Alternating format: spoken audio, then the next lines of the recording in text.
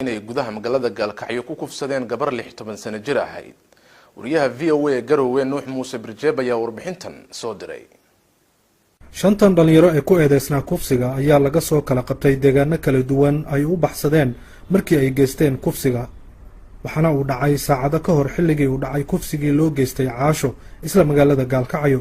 waxaana shanta dhalinyaro ay da'doodu tahay 18 iyo 19 jir.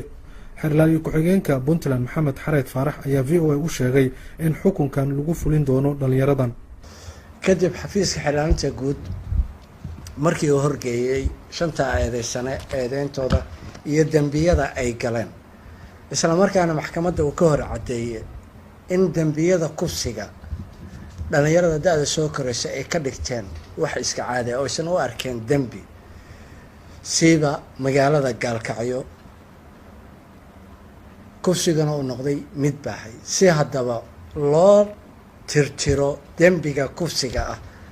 xafiiska xirlaalintu dambiyada tiriyada badan uu ku soo oogay maxkamadiina cadeemo hordhigay kadib maxkamadiina waxay ku xukuntay shantoodaba in la dilo oo la qisaaso.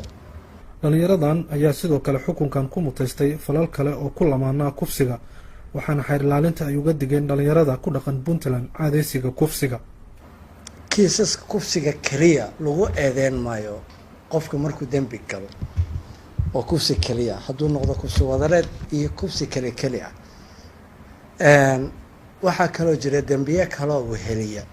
mathalan eedeysanaha ama eedeysanayaashu waxay adeegsadaan hub, waxay wataan gaadiid. dhammaan arrimahaasina waxaa lagu khalkhalgeliyaa amniga guud. waxay ku sameeyaan handadaad, waa dembi. waxay sameeyaan afduub markay mobile furanayaan ama gabar ay kufsanayaan. waxaan leeyahay dhalinyarada reer Puntland ee caadeystay kufsiga kuwan tusaalaha idiin noqda.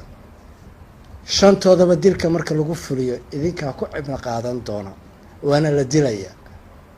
haddaba naftiina hawaayinay iska daaya kufsiga.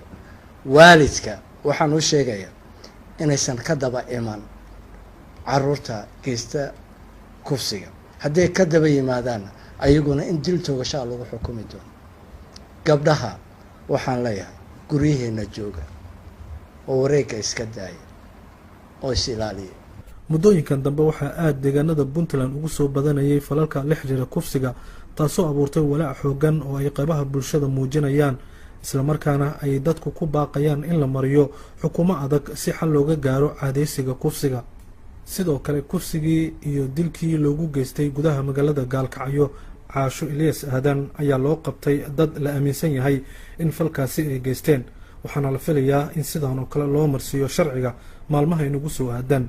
waxaana arrinta Caasho ay noqotay dhacdadii ugu xanuunka badneed